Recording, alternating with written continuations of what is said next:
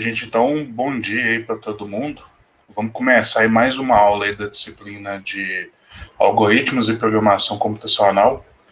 Na aula anterior aí foi feita uma apresentação inicial, onde eu fiz uma apresentação detalhada aí do plano de estudo e tentei mostrar aí todo o conteúdo aí que eu vou abordar aí ao longo da disciplina.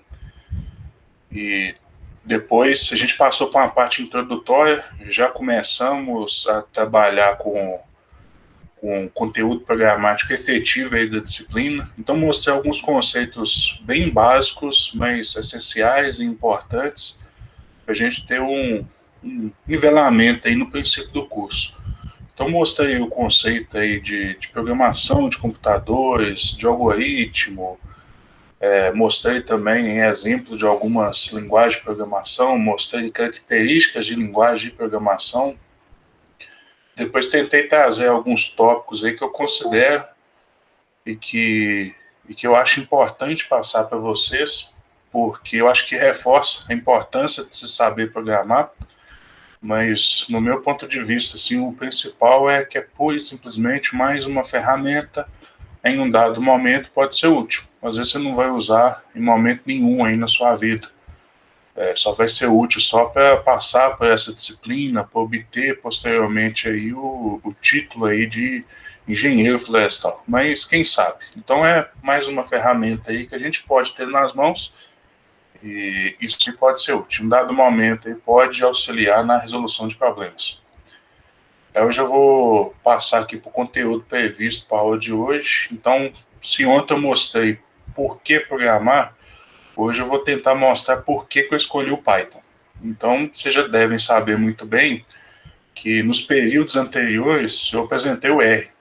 Também é outra linguagem de programação, todas duas são excelentes. E eu fiz a mesma coisa quando eu trabalhava com R, até o período passado, eu tinha essa mesma apresentação. E ele mostrava lá diversos argumentos que eu considerava importante apresentar o R para vocês. Vou fazer a mesma coisa aqui nesse período. E além disso, demonstrar por que o Python, por que eu escolhi para apresentar e para ensinar aí programação na disciplina, depois vou mostrar alguns exemplos de aplicação, só para tentar sair do campo aí da subjetividade, vocês perceberem que tem muita aplicação prática, dá para resolver até problemas simples aí do dia a dia. E por fim eu vou mostrar algumas dicas aí para aprender a programar. Algumas dicas aí que se eu soubesse no princípio, quando eu comecei, eu tenho certeza absoluta que ia facilitar um pouco a minha vida. Tá? Então já vou começar aqui a compartilhar aqui a minha tela.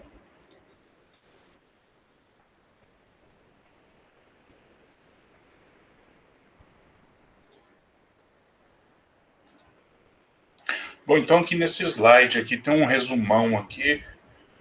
Então tem muitos benefícios, tá? Já vou adiantar. Tem muitos benefícios para se utilizar o R, tem muitos benefícios para se utilizar o Python.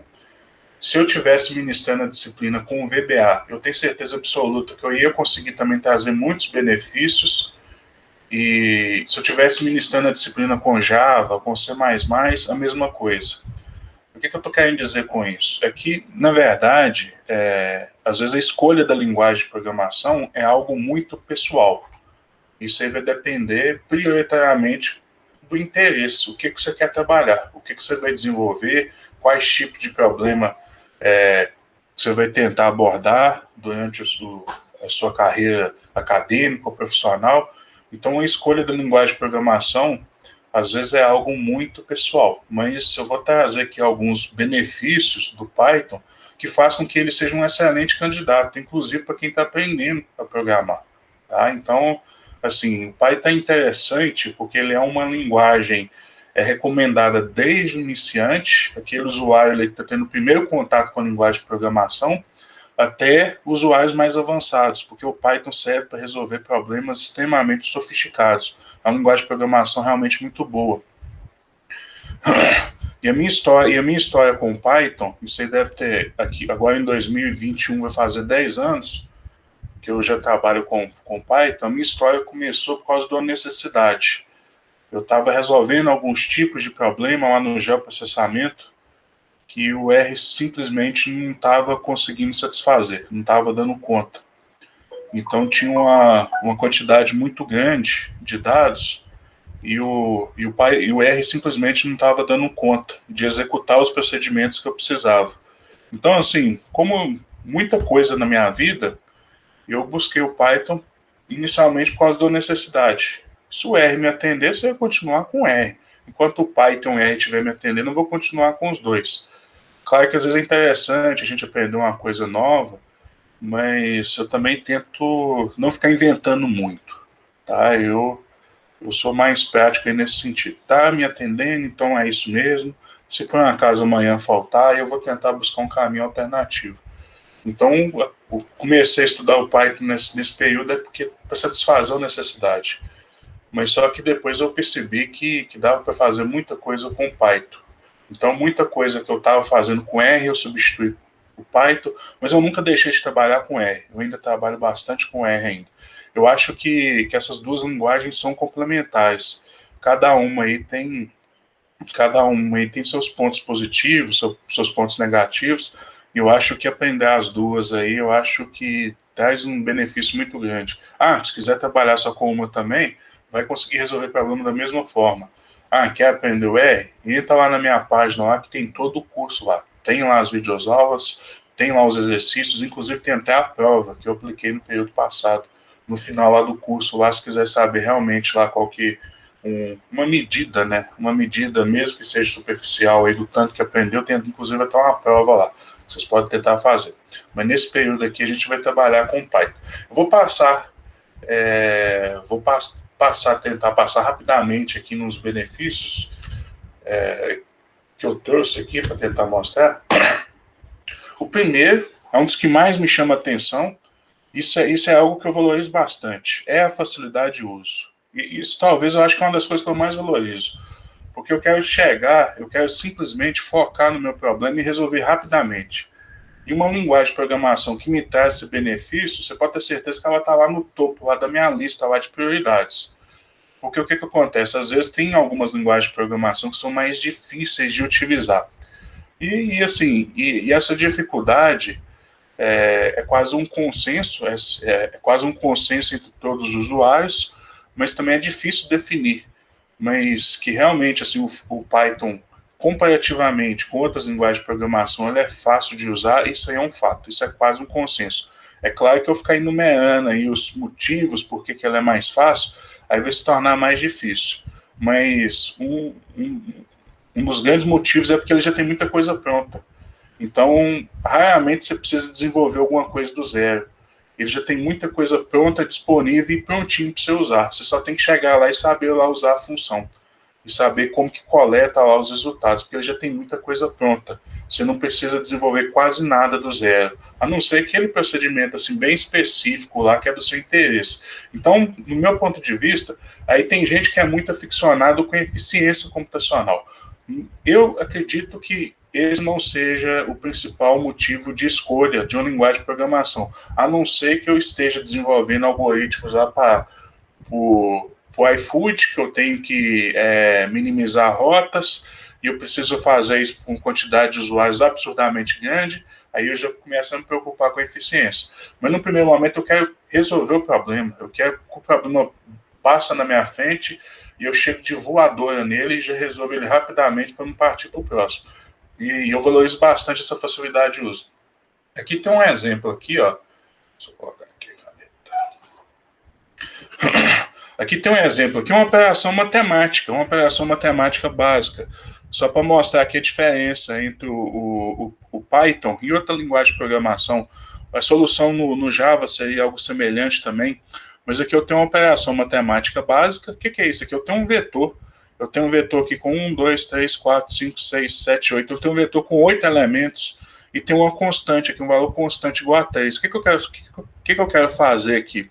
Eu quero somar essa constante a cada um dos elementos do meu vetor. Para que eu estou fazendo isso? Uma conta intermediária, eu preciso fazer isso. Pronto. E é muito comum a gente precisar executar uma conta como essa. Então eu quero simplesmente somar essa constante aqui, ó, a cada um dos meus elementos do vetor. Se eu fosse representar em uma folha de papel, num caderno, fazendo uma conta, provavelmente eu ia representar algo semelhante a isso aqui, né? Vetor mais constante. E aqui eu ia armazenar meu resultado. Então a soma do vetor mais a constante vai estar armazenada aqui nesse resultado. Eu quero só mostrar aqui a diferença, como que eu faria essa conta aqui no Python, por exemplo. Aí eu só importo aqui uma biblioteca, aí até a Daniela, na aula passada, ela fez uma pergunta, o que seriam essas bibliotecas, né? Isso aí são extensões da linguagem de programação.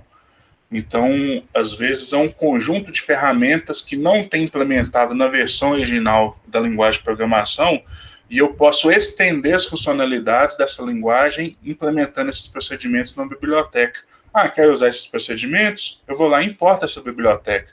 Não precisa preocupar com detalhe nenhum, mas eu estou importando a biblioteca NumPy, que é de Numerical Python, que é de cálculo numérico, análise numérico e assim por diante do Python.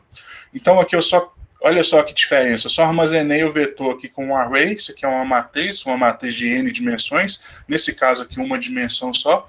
Então está aqui armazenado o meu vetor, está aqui armazenada a minha constante, e olha aqui a soma do resultado. É isso.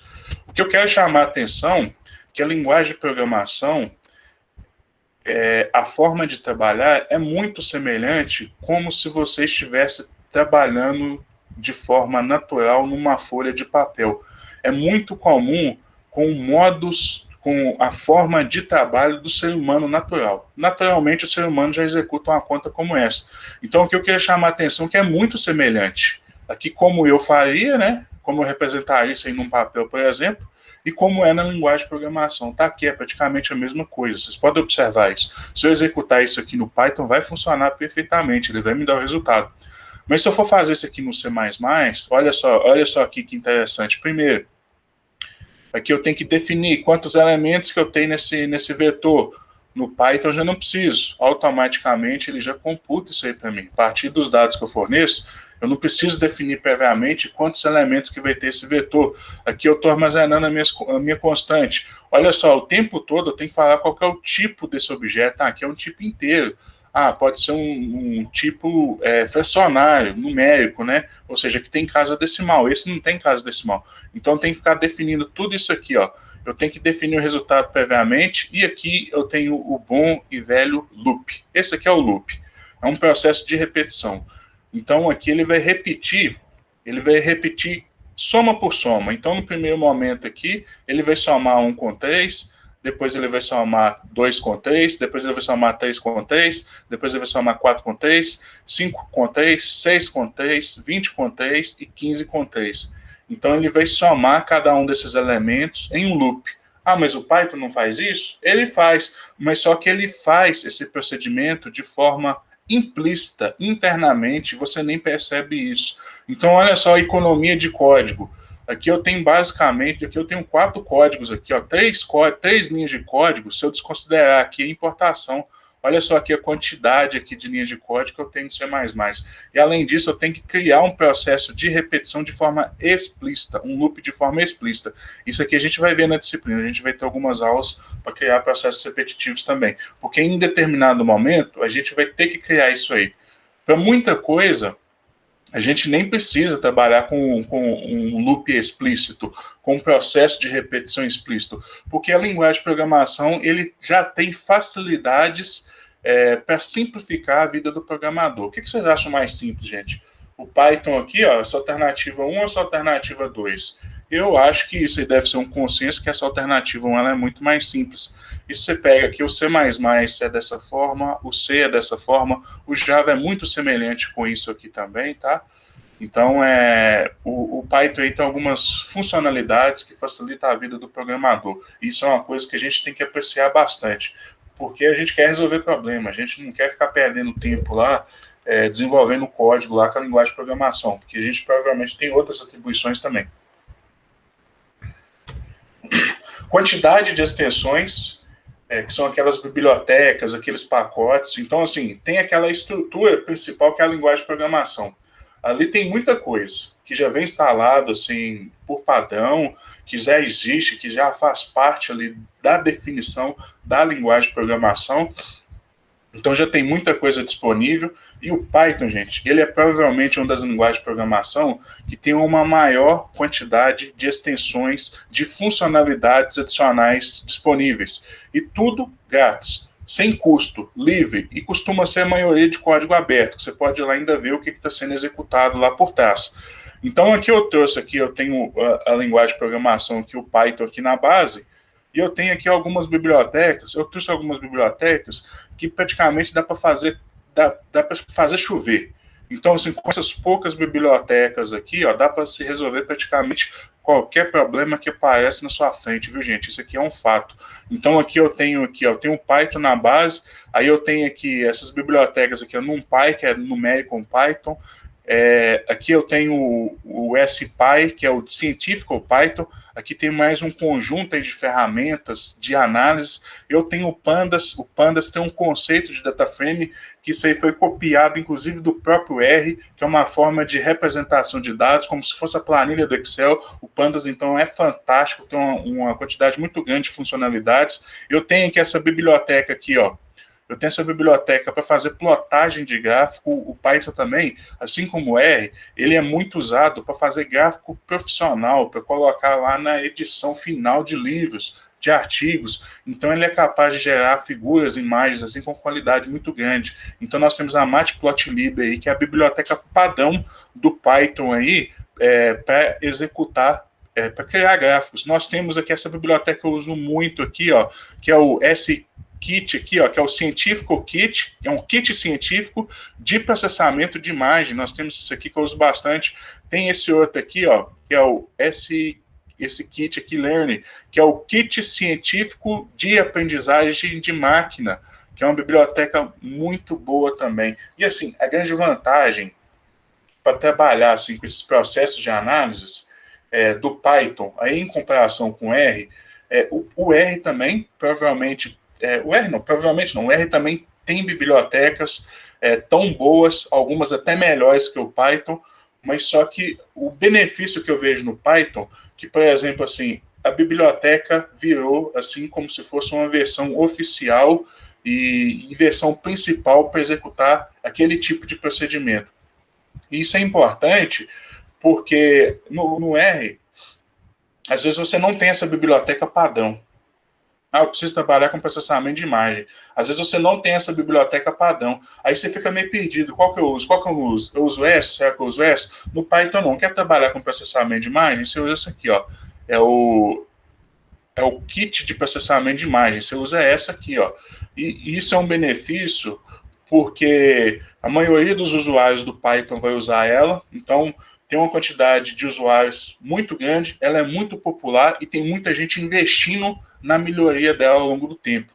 Então, assim, no Python, você consegue enxergar alguns pacotes que são quase uma unanimidade para resolver determinado tipo de tarefa. Às vezes no R isso aí está mais espalhado, está mais difuso. Você não consegue reconhecer aquela biblioteca principal que centraliza todas as ações, que centraliza os usuários. No Python a gente consegue enxergar isso aí.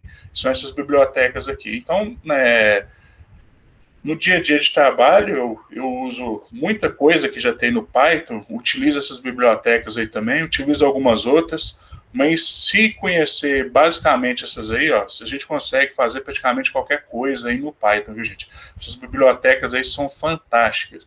E aqui, ó, eu trouxe exemplo aqui de 6 bibliotecas.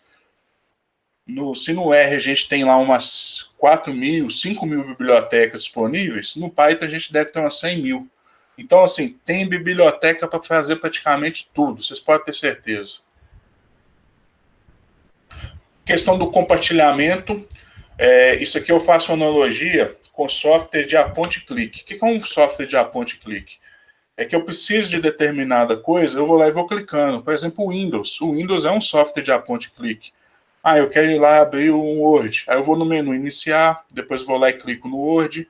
eu preciso centralizar, digitei lá um texto, eu preciso centralizar esse texto, que é meu título. Aí eu vou lá e clico lá no ícone de centralizar. Então, assim, tudo que eu preciso, eu vou lá e clico. É só ir lá e clicar. Isso aí traz um benefício muito grande, gigantesco, e eu sempre gosto de valorizar, porque facilita a utilização. Porque se não fosse assim, os computadores não seriam tão populares como é hoje. Então, isso aí eu acho fantástico. Simplesmente você está lá com o mouse lá, olha só que invenção absurda, o mouse. Então, você vai lá e clica, aponta e clica, e assim você vai conseguindo resolver seus problemas assim, de forma bem rápida. Qual que é o grande inconveniente disso aí? Eu, no meu ponto de vista, eu acho que se a gente colocar na balança, a vantagem é muito maior, tá? Só que a gente tem um pequeno inconveniente, que às vezes é engessado. Então, se a funcionalidade que você precisa, ela não está disponível ao alcance de um clique, muitas das vezes você não consegue fazer. E quando você está trabalhando com código, em linha de código, esse limite, você alcançar esse limite é muito mais difícil. Então você tem uma quantidade de possibilidades muito maior. Você é menos engessado. E relacionado a isso, vamos imaginar que alguns de vocês está trabalhando lá ou está fazendo estágio em determinado local, aí precisa executar um procedimento. Aí vai lá e manda uma mensagem no WhatsApp para mim, Gustavo, eu preciso executar tal procedimento. Como que eu faria? Como que eu faria isso aí, por exemplo, num software de ponte clique, QGIS, que eu uso bastante, faz parte do meu dia a dia. Amo o QGIS, trabalho muito com ele. Como que eu faria isso no QGIS? Vamos imaginar que precisasse executar 10 ferramentas. Gente, ia ser muito difícil eu tentar ajudar vocês. Eu ia dar um direcionamento. Antigamente, quando eu tinha mais tempo, o que eu fazia? Eu ia dando print screen na tela. Então, tem que executar 10 ferramentas. Provavelmente ali eu ia ter 10 páginas num documento Word, que eu ia dando print screen, e às vezes eu ia ter que colocar setinha onde é que você tem que clicar, e uns comentários, como que você tem que configurar cada detalhe de cada comando. Então, você imagina, você precisa executar 10 comandos, eu vou ter que dar print screen de 10 telas, e além disso, eu vou ter que ficar colocando setinha, e vou ter que ficar colocando comentário. Eu já fiz isso. Eu tenho, inclusive, até um exemplo lá, na época lá, que uma colega pediu um auxílio de como que ajusta um modelo de Garai, que é um modelo lá do manejo que ele descreve o afilamento do tronco. Ele é muito usado para a gente conseguir aí fazer uma análise econômica de qual que vai ser o rendimento da serraria dessa tora de madeira. E na época eu tinha mais disposição, tinha mais tempo disponível, eu fui lá e fiz um tutorial para ela mesmo. Fiz um tutorial, então tá, acho que deve ter 12 páginas, com diversos comentários, página escrita, porque às vezes você vê a tela, aí você tem que comentar alguma coisa para ficar mais claro. E fiz. E fiz para ela, resolveu tal. Aí depois, um outro colega me pediu como que ajusta o modelo de garagem. Eu fiz só assim, perguntei, você usa o R, por exemplo? Ele falou, uso. Eu fui lá e mandei 4 linhas de código. Com essas 4 linhas de código, ele resolveu o problema. O que eu estou querendo dizer com isso? Vamos supor que você precisa executar 10 comandos. Isso aqui numa linha de código, provavelmente eu vou fazer com 15 minutos. Então é algo que, com certeza, eu tenho condição de fazer, e se vocês pedirem, eu vou fazer. Isso eu consigo arranjar 15 minutos tranquilamente. Agora, se eu ter que ficar salvando tela, colocando comentário, eu vou gastar 2 horas, aí eu já não vou fazer. Isso, gente, eu estou dando um exemplo, mas isso acontece para tudo. E até mesmo assim nesses sites de ajuda, nesses fóruns de ajuda. Ninguém vai ficar fazendo um tutorial de 10 páginas, mas se você precisou de ajuda, a pessoa simplesmente vai lá e te manda lá uns códigos lá escritos lá que ele vai gastar 5 minutos para escrever. E às vezes coloca até uns comentários para ficar mais claro. E com isso, resumindo tudo isso, fica muito mais fácil compartilhar o conhecimento. Fica mais fácil, as pessoas têm mais boa vontade de repassar, não é nem boa vontade, às vezes a pessoa tem esse tempo disponível para executar essa tarefa. Aqui, por exemplo, computar um volume aqui de uma pilha, de biorredutor, por exemplo. Como que faz isso aqui? Aí você coloca, tá aqui o código, por exemplo, né? Isso aqui é só uma parte do código, mas tá aqui um exemplo de um código, aqui uma figura ilustrativa. Então aqui você chegou lá e mandou, isso aqui a gente faz aqui com escrever 4 linhas de código dessa aqui, às vezes tem até pronto em algum local, às vezes é só copiar, isso aqui a gente faz rapidamente. Agora, escrever um roteiro copiando tela, isso aí a gente não faz rapidamente, não. Isso aí é muito desestimulante. Então, compartilhar conteúdo quando o formato é o código, é muito mais fácil. Isso aí a gente observa em livros também. Então, tem muitos livros disponíveis apresentando esses códigos, porque dá muito menos trabalho do que ficar dando print screen na tela e explicando. A gente tem esses livros também, né, com tela, mas a gente percebe que a quantidade é bem menor. As pessoas ficam... elas... A palavra certa seria a pessoa fica com menos boa vontade de te ajudar, de compartilhar conhecimento, se ela tiver um trabalho muito grande. Se esse trabalho for menor, isso ela vai ter mais boa vontade ainda. Então, isso aí auxilia muito aí o compartilhamento de código. Olha só, o Python ele é código aberto, código fonte aberta. O que significa isso aí? Significa que eu tenho disponível, que eu posso acessar. Imagine que tem uma biblioteca que executa um procedimento, eu quero entender como que funciona melhor. Eu posso ir lá e consultar na biblioteca, eu posso abrir lá e ver exatamente o que o autor fez. Às vezes o cara é o profissional mais fera em ciência da computação de Harvard. Vamos ver como é que esse cara pensa, como que esse cara resolveu o problema? Você pode ir lá e abrir o código. E detalhe, isso aqui é útil para aprendizagem, é útil porque às vezes você tem que fazer um procedimento. Aí você encontra uma biblioteca, um código que faz algo parecido com o que você precisa, mas não resolve o seu problema. O que você pode fazer? Ao invés de você desenvolver do zero, fazer tudo do zero, você pode simplesmente ir lá abrir o código do rapaz, modificar o que tem,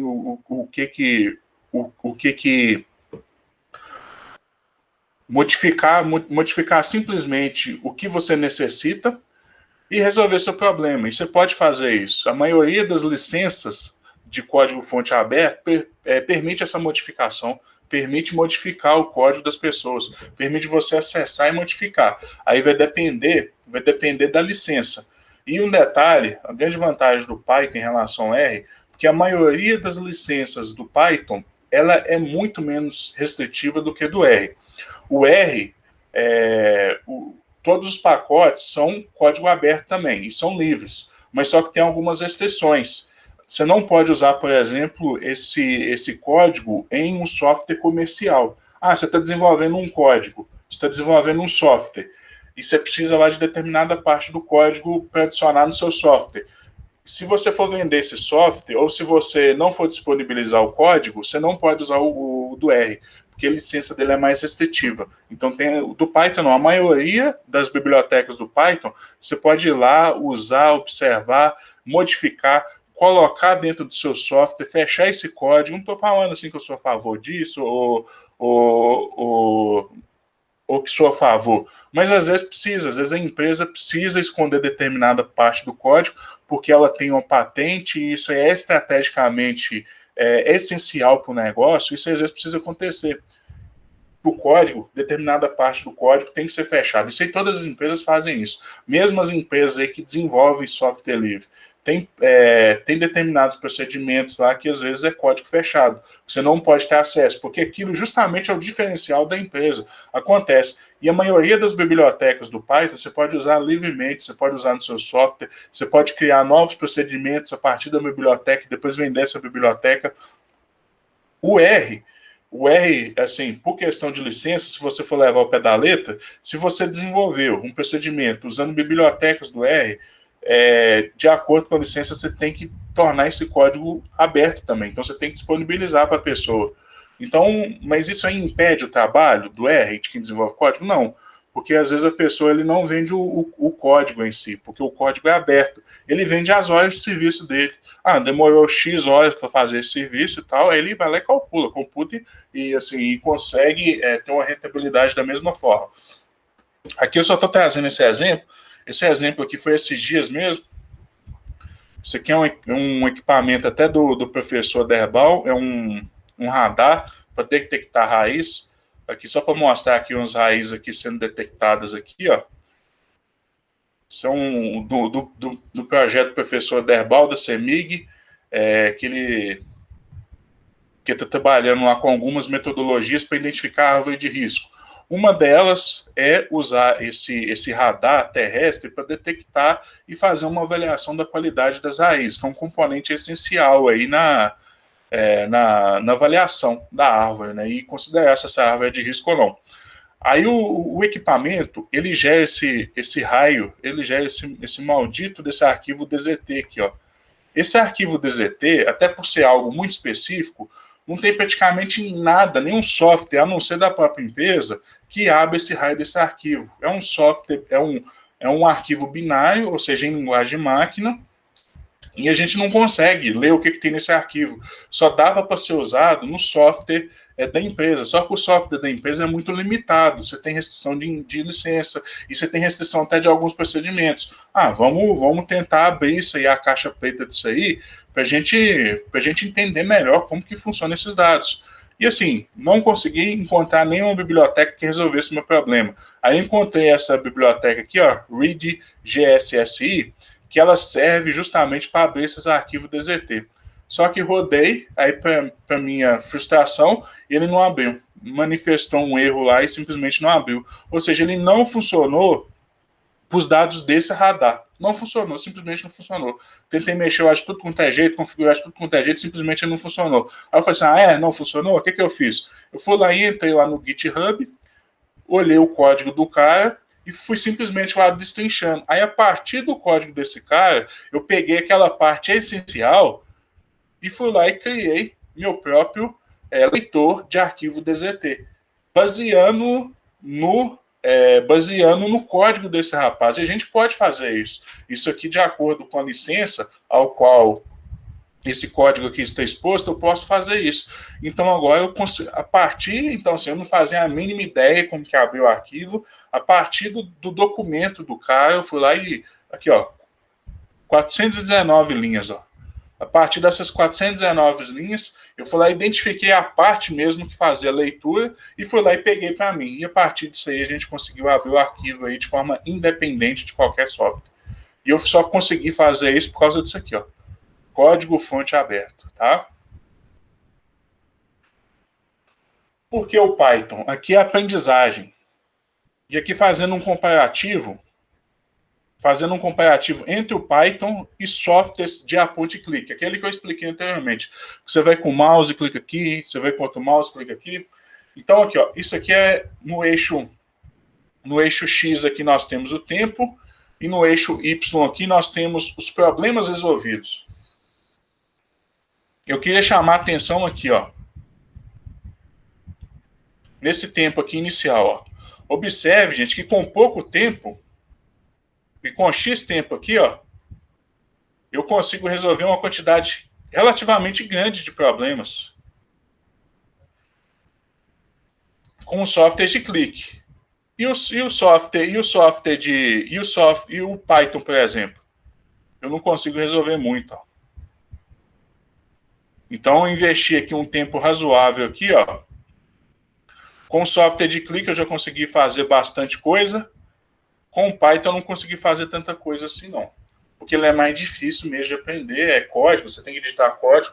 Então você tem um dificultador adicional.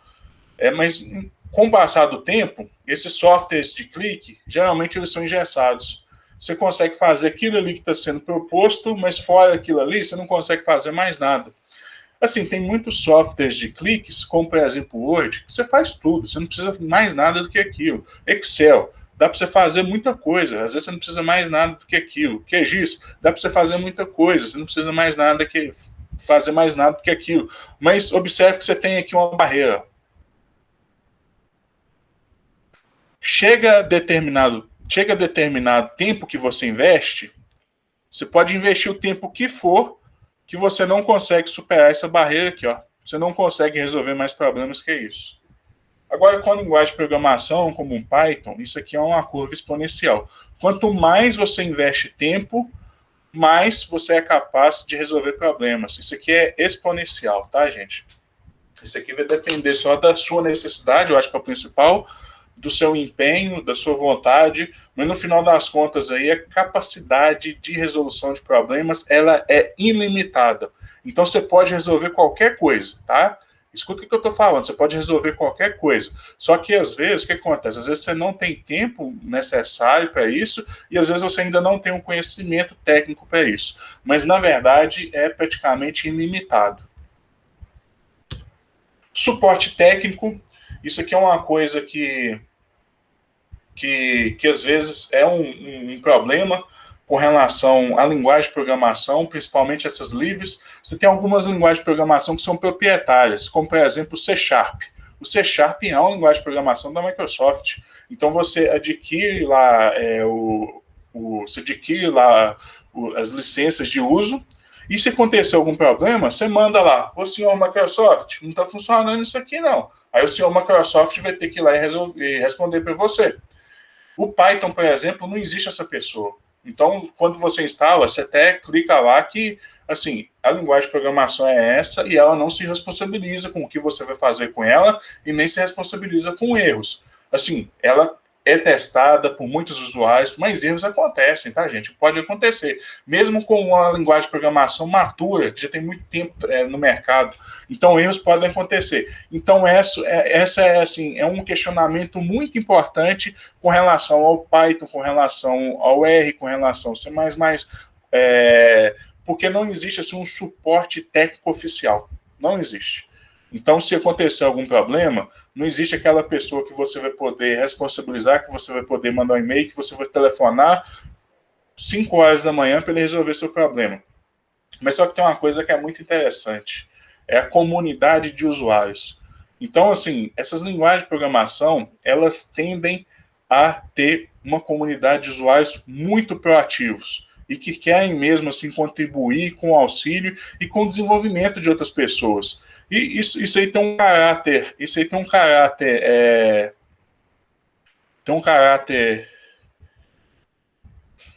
fugiu aqui a palavra, mas um caráter assim de tentar assim ajudar as pessoas, mas ao mesmo tempo assim que as pessoas ajudam outras, ela também está aprendendo.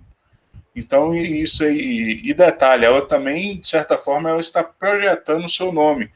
Inclusive o Stack Overflow, que é uma das principais plataformas hoje de busca de resultados e de perguntar e de você responder, tem até lá uma classificação com a quantidade de respostas que a pessoa respondeu, quantidade de perguntas que ela fez. Inclusive, tem uma forma lá de classificação, se aquela resposta foi pertinente ou não. E tem até uma validação.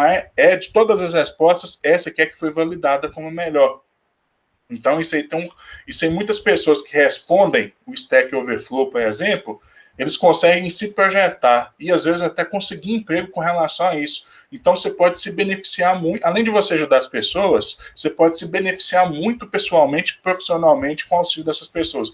Então o que eu queria chamar a atenção é isso aqui, ó. Mesmo sem um suporte técnico formal, essa comunidade, gente, eu já adianto que às vezes ela funciona melhor do que um suporte técnico oficial. Aqui só chamando a atenção aqui do Python aqui, ó. O Python aqui, como que está aumentando aqui a quantidade de questões respondidas no Stack Overflow, por exemplo. Isso aí eu acho maravilhoso.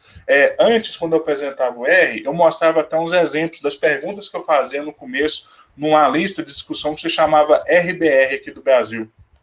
Com o Python, gente, nunca precisei fazer uma pergunta. Nunca fiz. Nunca fiz uma pergunta. Sabe por quê? Às vezes, tudo que eu precisei, assim, alguém já tinha uma dúvida semelhante. Não exatamente igual, mas a dúvida que a pessoa teve já direcionava um caminho para solucionar meu problema. Isso eu acho fantástico, já está tudo pronto lá. Você bateu a cabeça ali, às vezes já teve um tonto igual você que bateu a cabeça da mesma forma também. Então tá tudo lá na internet disponível, é só você chegar lá e consultar.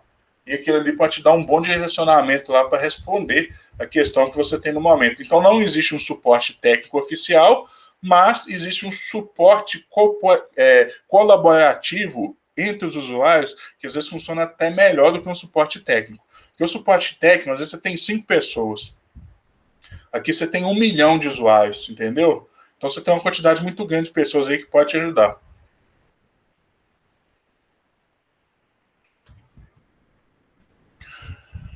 Aí aqui tem outras também, ó. Aqui o ambiente de desenvolvimento. O que seria ambiente de desenvolvimento? É onde você digita código. O Python, gente, isso aí pode ser uma desvantagem, que o Python tem muitos disponíveis. Tem muitos ambientes de desenvolvimento disponíveis. Isso às vezes pode ser uma desvantagem, que você pode ficar meio perdido. Qual que eu uso? Qual que eu tenho que usar? O R, por exemplo, não tem essa dúvida. Você vai usar o RStudio. O RStudio é quase que uma unanimidade. O Python a gente não tem essa unanimidade, mas a gente tem excelentes ambientes de desenvolvimento. Aqui tem dois aqui que eu uso bastante. Eu uso o Spyder, que é o que a gente vai usar aqui na aula, que é um negócio de você digitar o código, aí lá tem um negócio de figura, tem de ajuda. É um ambiente para você desenvolver mesmo seus procedimentos. E tem o Jupyter. O Jupyter é muito legal, e inclusive dá até para usar com R também, mas com o Python ele funciona fino, que é uma forma de você desenvolver código, que você combina texto, combina código e combina figura. Você cria um relatório muito bacana combinando esses três elementos. Isso aí fica quase um relatório perfeito para você divulgar aquilo que você fez. O Jupyter então, é muito bom. Tem um Spyder aqui que é mais para código, né? E tem um Jupyter aqui que ele usa Markdown. Markdown, aí que o Sergato perguntou, é uma linguagem de marcação. Ela é semelhante ao HTML. Não é uma linguagem de programação, ela é uma linguagem de marcação. Ela serve para a gente criar textos customizados. O Jupyter, inclusive, usa Markdown. Tá? É semelhante ao HTML. Mas só que ela é muito mais simples que o HTML. Assim, ela tem muito menos funcionalidades que o HTML, mas em contrapartida ela é muito mais simples, que às vezes é o que a gente precisa. Ela é multiplataforma, isso aqui faz toda a diferença, gente. Porque a gente imagina, né? Eu tenho Windows, tá lá, às vezes até um piratão, tá lá o Windows piratão, tá rodando. Mas só que tem determinados ambientes que a gente não pode usar pirata, gente. Isso, o ideal é que a gente não pode usar em lugar nenhum, né? Software pirata, mas tem algum lugar que não pode mesmo, porque inclusive a Polícia Federal pode bater e apreender e passar uma multa. Então, principalmente empresa, né, que tem uma visibilidade maior, ou o pessoal compra a licença, ou então às vezes utiliza o Linux aqui que é livre, né? Utiliza o Linux que é livre. Inclusive lá na universidade, eu não sei se mudou, mas na época lá tinha um laboratório que não tinha um Windows disponível, que era Linux. Aí você imagina, se eu estou usando um software que só é disponível para Macintosh ou então para Windows, aí eu já tenho uma limitação muito grande. Então, ser multiplataforma é muito interessante, porque às vezes o local que você vai trabalhar não tem acesso a essas plataformas, não tem acesso a esse sistema operacional. Isso é muito comum, viu, gente? Às vezes um órgão do governo, às vezes não tem recurso, ou então às vezes não acha necessário, prefere investir em outra coisa, às vezes em prefeitura, em próprias empresas, né, de pequeno, médio porte, às vezes você não tem o Windows disponível, mas você pode usar o Python lá tranquilamente lá no Linux. Ele é uma linguagem padrão para múltiplos propósitos. Olha só, então, o Python é muito usado para desenvolvimento web, é muito usado para resolver problemas nos desktop, inclusive ele é usado também em plataformas como o Raspberry Pi, por exemplo. Raspberry Pi é um computador aí de baixo investimento, um computador assim, muito simples, e a linguagem de programação lá principal para desenvolver novos procedimentos no Raspberry, que é muito usada aí por internet das coisas, para a gente fazer automações, a linguagem padrão lá é o Python. Então isso é muito interessante, para a internet das coisas. Deixa eu ver se eu tenho meu Raspberry.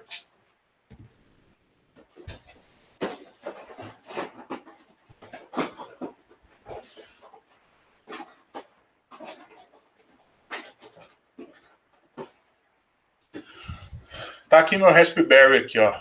Isso aqui é um computador, viu, gente? Na verdade, ele tá todo na carcaça aqui.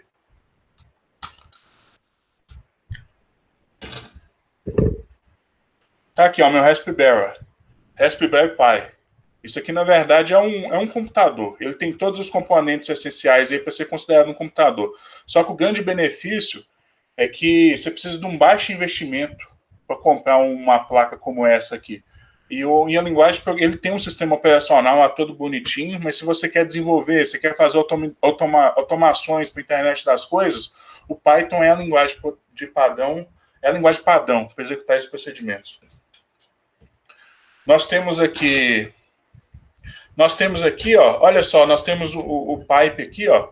O que é esse, o que é esse pipe aqui, ó? Esse pipe, gente, ele é o gerenciador de bibliotecas pacotes do Python. Então, isso aqui é uma ferramenta fantástica. Ele é uma biblioteca para instalar outras bibliotecas. Então, por exemplo, assim, ó, eu crio uma biblioteca, eu vou lá e coloco ela disponível no pipe, para qualquer usuário ter disponível, porque depois eu vou lá e só digito um comando assim, eu quero instalar NumPy. Você digita assim, ó, pipe install NumPy, ele automaticamente já busca aquela biblioteca na internet e já instala assim de uma forma assim, super rápida, simples e dinâmica. Então, assim, é um gerenciador de pacotes. Por que eu chamo atenção nesse pipe, gente? É porque não é toda linguagem de programação que tem um gerenciador de pacotes tão bom quanto esse. Você tem no R, por exemplo, o CRAN, que é muito bom também, para instalar pacote, mas, por exemplo, no C++, você não tem um gerenciador desse. No Java, você não tem um gerenciador desse. E eu falo uma coisa para você, gente. Em outras linguagens de programação, às vezes a maior limitação é você instalar uma biblioteca para te ajudar. Então, às vezes, tem a biblioteca com o procedimento que você precisa, mas você não consegue instalar. C++ é assim. C++ é uma dificuldade absurda para você instalar novas bibliotecas. É difícil mesmo. Tem biblioteca que você consegue instalar de forma fácil, rápido, agora tem outras bibliotecas que às vezes você fica uma semana tentando instalar. Aí complica demais. No Python, você digita lá, pipe install biblioteca. Ele já vai lá buscar da internet, faz o download e já instala para você. Isso eu acho fantástico. Isso aí eu acho que é o que diferencia o Python, como, por exemplo, da linguagem de programação Java, da linguagem de programação C, C++, é essa facilidade de instalar as bibliotecas. É muito fácil mesmo, gente. Digita um comando lá, está instalado. E eu tenho aqui, ó, executar análises complexas. Olha só, aqui eu tenho alguns dados aqui, ó. Tem os dados aqui de X e de Y. Olha só, aqui eu estou ajustando uma regressão linear múltipla do pacote sklearn de aprendizagem de máquina. Tem regressão também. Uma regressão linear múltipla aqui, ó, de X de Y em função do X aqui, ó. Uma regressão aqui, ó, linear regression. Uma regressão linear múltipla. O que eu estou fazendo aqui embaixo? Eu estou ajustando uma rede neural artificial, ó, Neural Network. Eu estou ajustando uma rede neural artificial, utilizando a biblioteca também, sklearn. Não mostrei que é uma biblioteca muito boa?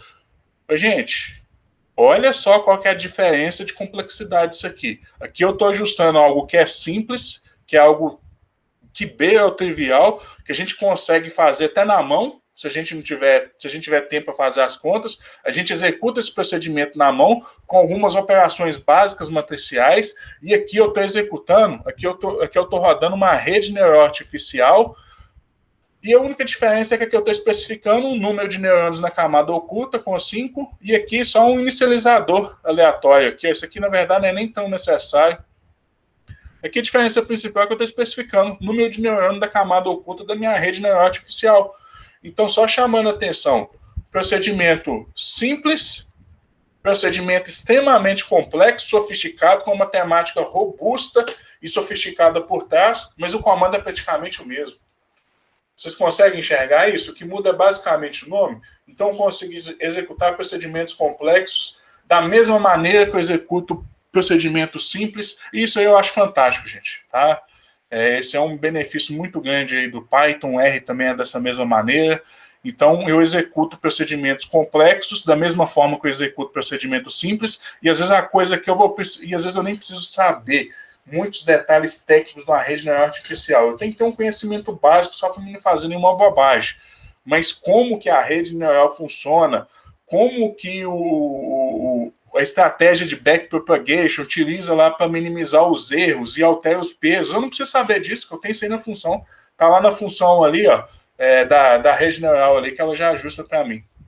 Isso eu acho um benefício muito grande. Aqui, ó, esse aqui talvez é que eu deixei por último, né? Não menos importante, talvez aqui é um dos principais, que é gratuito. Inclusive, por ser gratuito, é que está viabilizando esse ensino remoto para a gente. Imagine se fosse comercial. Não teria como, gente, porque seria impossível eu transferir essa responsabilidade de adquirir software para vocês. Então, até o motivo de ser gratuito é que viabiliza esse ensino remoto. Ah, mas se fosse no laboratório, aí a universidade lá e comprava as licenças estavam no laboratório. Mas e agora no ensino remoto? A universidade vai ter condição de comprar licença para todo mundo? Eu acho que não. E outra coisa, eu acho que também nem vale a pena. Eu acho que é um mau investimento. Porque tem alternativas gratuitas aí e que, inclusive, está viabilizando nosso ensino remoto. Beleza, gente? Então, aqui é só alguns motivos aqui de se utilizar Python. No meu ponto de vista, assim, os principais. É gratuito, ele é fácil de trabalhar comparativamente com outras linguagens de programação. Dá para a gente executar procedimentos extremamente sofisticados e complexos com comandos semelhantes a procedimentos mais simples. Então, e o principal, ele é a questão da facilidade de uso. Ele é muito fácil a utilização, comparativamente com outras linguagens de programação. Esses são os benefícios principais aí. Dá para fazer muita coisa com um conhecimento relativamente inicial. Então, com conhecimento inicial, dá para se fazer muita coisa. Vou trazer aqui alguns exemplos aqui de aplicação. Primeiro deles aqui, aí, como eu comentei, né? Assim, mas por que você mudou para o Python? Assim, eu já estava pensando, todo período eu comentava com os alunos, falei assim, ó, vou ministrar com R, mas eu sempre fico na dúvida se eu adoto o Python, tá? Porque o Python eu acho uma linguagem de programação fantástica também, e eu estou observando uma crescente. Então tem aumentado cada vez mais a quantidade de usuários. Mas só que eu ainda adotava o R, porque o R hoje, 2021, ele ainda é mais usado nas empresas do setor florestal. Isso é um fato. O R ainda é mais usado. Isso é sem sombra de dúvidas. Eu falo sem medo de errar. Mas só que a gente também tem que se preparar para o futuro também, né? Então, por isso que eu ainda continuava com R. Então, eu enxerguei a possibilidade, com esse ensino remoto, de passar o Python, mas quem quer aprender o R, tem lá disponível lá na minha página pessoal, lá tem um curso completo do R. Então, a gente mudou para o Python, mas ainda quem quer aprender o R, está lá tudo disponível. Então, isso aí eu acho interessante, porque às vezes, vou começar a trabalhar amanhã, mas vai usar R, adiantou. Aprender Python adiantou, mas só que seria melhor se fosse o R. Mas o curso do R está lá e não vai sair do ar assim. No primeiro momento está lá, está disponível. Vocês podem fazer à vontade.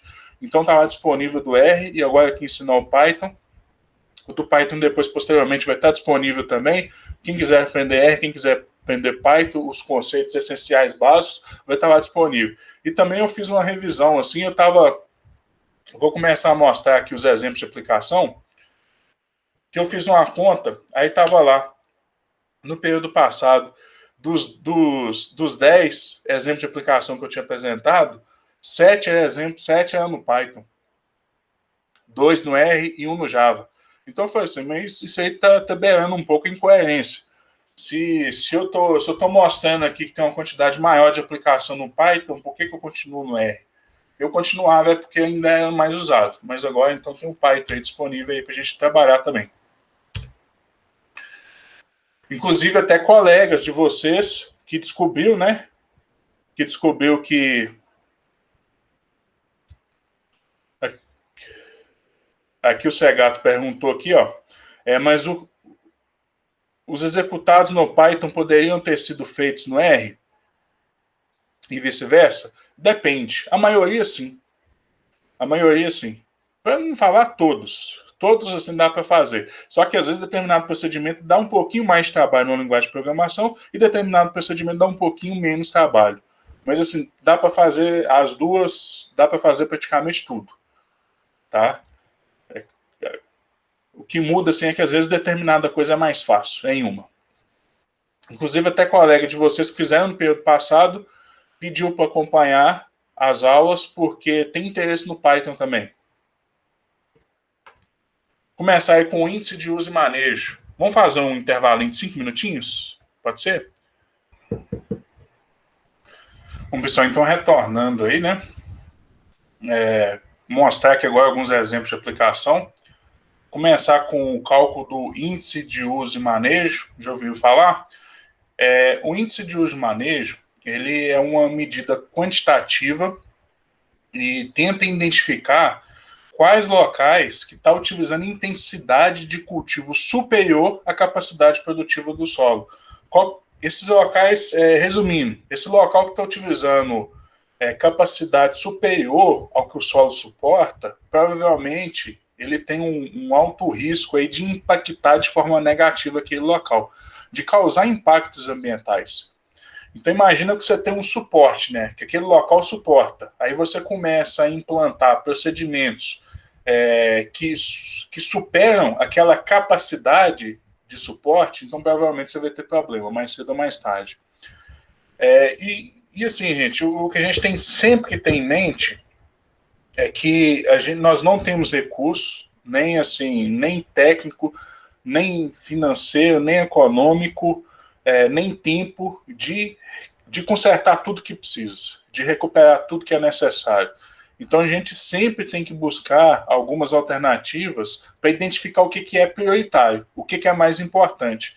E o índice de uso e manejo foi um índice desenvolvido aí pela Luane Monteiro em 2016, junto lá com a equipe lá de pesquisadores, orientador, que identifica justamente isso. Então é uma medida quantitativa aí, no final das contas, para identificar aquelas áreas mais prioritárias, aquelas áreas que precisam ter uma atenção redobrada. São aquelas áreas que estão sendo usadas uma intensidade de cultivo superior ao que o solo suporta. A partir desse momento, o que a gente pode fazer? Pode ir lá e tentar intervir de alguma forma, auxiliar, prestando lá uma assistência técnica, né, para tentar mitigar isso aí de alguma forma. E por um outro lado também, às vezes quem não está usando uma intensidade de cultivo superior, a gente pode beneficiar de alguma forma, como por exemplo pagamentos por serviços ambientais. Então, assim, é um índice interessante para isso aí, para identificar e para ordenar em termos de prioridade aqueles locais lá que a gente tem que ter uma atenção maior. Então, beleza, um índice maravilhoso, foi desenvolvido lá a teoria por trás dele, só que tinha um problema. Na época lá do trabalho da Luane Monteiro, em 2016, tinha mais de 1.000 propriedades para ser analisado. Aí, ou seja, não dá para fazer manualmente, propriedade por propriedade. Aí a gente desenvolveu um procedimento na linguagem de programação Python, esse que foi no Python, para calcular, para computar. Para cada uma das propriedades, na época lá ela trabalhou com... Você pode trabalhar com propriedade, você pode trabalhar com subbacia hidrográfica, você pode trabalhar com bacia hidrográfica. Então, na época, ela trabalhou lá com algumas subbacias hidrográficas de uma região. Só que tinha mais de 1.000 subbacias. Então, a gente criou lá um procedimento, e na época ela resolveu para ela, tá? Porque ela fazendo manual dava um trabalho enorme computar esse índice. E detalhe, o índice estava em desenvolvimento, então às vezes computava, analisava, isso aqui eu acho que pode melhorar. Aí mudava algum parâmetro no índice, aí tinha que computar tudo de novo. Então, principalmente nessa parte de desenvolvimento, é muito importante a gente ter um procedimento automático, porque a gente vai ter que repetir diversas vezes até o índice ficar da maneira que a gente espera, ficar adequado, ficar pronto para ser usado. E a gente usou também, num projeto que a gente tinha lá na Bacia do Rio Doce, relacionada lá com o rompimento da barragem Mariana. Isso aqui também foi muito interessante, o seguinte, porque na época do rompimento, houve um direcionamento de esforços muito grande para os locais impactados ali, para o local de rompimento. Isso eu não estou nem falando do aspecto social, não. Eu estou falando do aspecto ambiental nesse momento, né? Que o aspecto social é algo que até é complexo da gente tentar projetar qualquer tipo de ação aqui, porque foram perdidas muitas vidas, né? Então, muita gente perdeu lá o local onde é que habitava, onde é que tinha condição de sobreviver, de viver, e isso ainda está em embrolho até hoje. Ainda não está, muita coisa ainda tem que ser definida, tem que ser corrigida. Mas no aspecto ambiental, foi direcionado muito esforço para tentar lá recuperar a área de rompimento. Só que, aí o que aconteceu? Isso eu participei até de uns eventos, que houve apresentação de trabalhos, porque isso aí foram muitos projetos nessa linha. E eu percebi que no local de rompimento, em pouco tempo, já estava praticamente tudo revegetado. Pelo menos em se tratando de vegetação. Aí eu não estou falando de diversidade, biodiversidade, mas pelo menos aquele momento inicial de proteção ali do solo já estava tudo revegetado. E principalmente porque lá tem, eu até costumava brincar que lá foi revegetado só com a quantidade de projeto que tinha. Então, um projeto de recuperação do lado do outro, aquilo lá foi praticamente recuperado lá como projeto de recuperação de área degradada. Então, isso aí foi recuperado rapidamente no local de rompimento. Mas só que a gente identificou que, na verdade, o problema maior, assim, o problema foi escancarado com o rompimento. Mas também tem um problema muito grande, porque a bacia do Rio Doce é uma das bacias mais impactadas do Brasil. Porque é a bacia que tem muita mineração, tem muita produção de gado de baixo investimento. Então, assim, tem muito proprietário rural de baixa renda que às vezes não consegue investir nas melhores práticas de cultivo. Então, você tem muitas cidades. Então, assim, a bacia do Rio Doce é uma das mais degradadas do Brasil, gente. Então, a gente percebeu na época, tudo bem, vai recuperar o local de rompimento, mas e o resto da bacia? Então, na época, a gente teve a iniciativa de fazer esse projeto com a preocupação assim, na bacia como um todo. Porque o local de rompimento, essa questão ambiental, ela já está assim, muito bem estabelecida. Mas o que adianta você recuperar o local de rompimento se o resto da bacia está todo degradado? No final das contas, não vai resolver muito, né? Então, foi mais assim é claro que o rompimento tem um apelo muito grande, mas o problema principal ainda não estava sendo atacado. Aí a gente desenvolveu esse projeto. Então, assim, uma forma, só que a gente também não tem dinheiro, não tem recurso para recuperar toda a bacia do Rio Doce, é uma bacia gigantesca. Além de ser muito degradada, é uma bacia muito grande. Então, a gente aplicou, por exemplo, esse índice de uso e manejo para identificar. Para identificar na bacia quais são os locais prioritários. Então, aqui tem acima de zero, que seria assim, o ideal, que não está utilizando intensidade de cultivo superior ao que o local suporta, e o abaixo de zero aqui, ó, o abaixo de zero aqui é que já estamos tendo problema, ou então nós vamos ter. Então dá para observar que a bacia do Rio Doce aqui ela tem um problema sério de utilizar a intensidade de cultivo superior. Então a ideia aqui é tentar identificar aqueles locais, aquelas bacias lá que são mais problemáticas, né? Isso aqui é uma excelente maneira da gente direcionar esforços, para também não ficar gastando dinheiro em local que não precisa e às vezes deixar desprotegido o local que tem uma importância ou relevância muito grande. Aí isso aqui é só relacionado com o solo, você pode combinar para tentar melhorar lá a renda média local. Então você pode, isso aqui é um só aspecto que a gente considera, né? Focando principalmente no que está sendo usado e no que o solo suporta. Mas você pode considerar outros aspectos também, social. Aqui só está sendo mostrado o índice de uso e manejo. E aqui detalhe, né? Então vamos lá. Isso aí eu já dei uma explicação do que seria, né, o problema. Então, assim, o problema, eu gosto de passar o problema, que muitas das vezes ele é até mais interessante do que a própria programação. Mas só que sem a programação, às vezes a gente não consegue resolver isso. E é o que estava acontecendo. Aqui, por exemplo, ó, isso aqui já é automatizado, ó. No ArcGIS, usando um loop lá com o ArcGIS, o que estava acontecendo? Estava demorando demais, estava demorando muito mesmo. Isso aqui é tempo em minutos, ó. A bacia, a quantidade de subbacias do Rio Doce, né? De acordo lá com a definição da ANA lá, com essa classificação da ANA, com a base de dados que a gente teve disponível, tem 181.095 subbacias, que a gente estava computando aí esse índice de uso e manejo. A nossa primeira solução, que funcionou para a Luane, que era 1.000 propriedades, estava gastando aqui mais de 1 hora. E a gente nem executou, isso aqui é estimado, um tempo estimado aqui, esse asterisco aqui é que o tempo é estimado. Mas ia gastar aqui 61 mil minutos para executar tudo. Aí então, vamos desenvolver outro algoritmo, mas isso aqui foi feito no Python, com a biblioteca NumPy, do Python. Já melhorou bem, ó. Antes estava gastando mais de 1 hora, aqui com 81, aí passou a gastar menos de 1 minuto, ó. Isso aqui é em minutos, menos de 1 minuto. Mas só que ainda para todas as bacias, o que acontecia? Ia gastar 14 horas. E lembrando, gente, isso aqui é desenvolvimento de metodologia. Gastar 14 horas para cada vez que você for fazer um teste, isso aí começa a se tornar impraticável. Aí a gente desenvolveu um terceiro, quando o pai também, só que com estratégia diferente. Ó. Não precisa se preocupar, isso aqui não, a gente vai aprender isso aqui tudo no curso, viu, gente? Não sei se vocês se recordam que eu fiz a apresentação ontem, eu falei assim, ó, loop, a gente vai aprender loop e visão geral. Aí tem estratégia aqui de split up combine, que é o group by. Então a gente vai aprender tudo isso aqui, ó, usando outra estratégia. Bem menos de um minuto, né? Bem menos de um minuto aqui. E olha só, aqui mostrando aqui num gráfico aqui, ó. Essa aqui é a solução final. Essa aqui é a solução inicial, ó, que na época a gente fez lá para Monteiro, lá em 2016.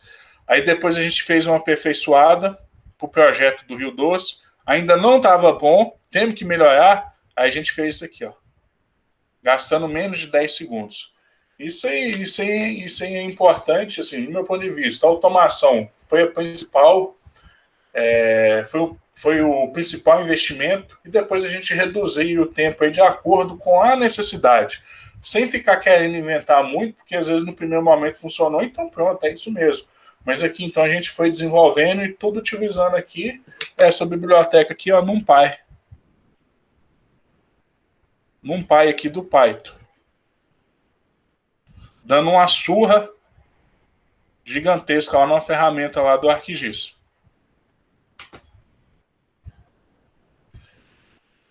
Esse aqui de modelagem, crescimento e produção, isso aí quando vocês forem fazer manejo, aí tem os modelos lá de crescimento e produção, mas não precisa se preocupar com isso não.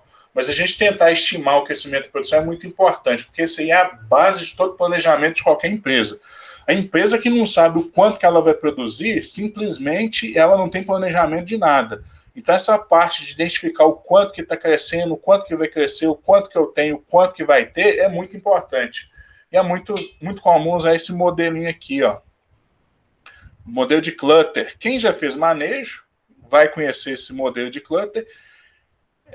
Quem não fez vai conhecer, e quem já fez eu tenho certeza que já ouviu falar desse danado aí, modelo de clutter. Muito usado aí para tentar estimar aí o crescimento e a produção.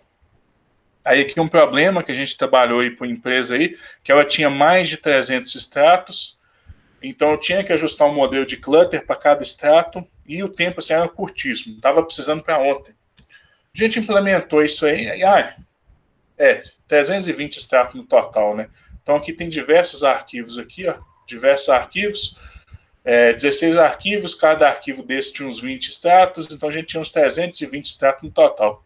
Implementamos isso aí tudo aí de forma automática, inclusive isso aqui no R, o exemplo no R aqui, implementamos isso aí de forma automática, e no final das contas aí a gente gerou todos os coeficientes do modelo e ainda gerou de forma automática aqui as figuras para a gente avaliar a qualidade, né? Avaliar a qualidade aí do ajuste. Se por um acaso identificar algum problema, pode retornar lá naquele extrato e ajustar de novo. Então a gente fez isso aí de forma automática para 320 extratos em um tempo recorde. Era o que a demanda precisava. A alternativa disso aí, às vezes, era fazer 1 por 1. 320, 1 por 1. Provavelmente eu estava fazendo isso aqui até agora. Isso aqui é o Python. O Python é maravilhoso por causa disso aqui, ó. Envio de certificado. Isso aqui eu fiz uma vez, na época lá em Viçosa, lá no nosso laboratório, a gente fazia pelo menos um evento por ano. Um evento a gente fazia por ano. E sempre tinha essa questão, enviar o certificado. Porque assim, na hora de fazer o evento, a gente fica no gás. Chegou o evento, viu a palestra, interagiu. Aí depois que passa o evento, dá aquela preguiça, não dá? Aí depois chega a parte mais chata de todas, que é ir lá, fazer o certificado, enviar para a pessoa, fazer o certificado. Esse aqui, por exemplo, aí na época que eu falei, vou automatizar isso aí. Aí o que eu fiz? Eu automatizei no Python. Porque o Python, vocês lembram que ele é de múltiplo propósito? Inclusive, ele é muito usado para fazer operações no web, como, por exemplo, mandar um e-mail. Então, o que eu fiz? Eu acessei o Gmail pelo Python e por lá eu mandava um e-mail para cada um dos usuários. O procedimento era mais ou menos assim, ó. Aqui eu acho que tem. O procedimento era mais ou menos isso. Ó. Aqui eu tenho um arquivo do Excel com todos os participantes, aí tem o nome completo, endereço de e-mail, que está aqui, ó, nome completo, endereço de e-mail.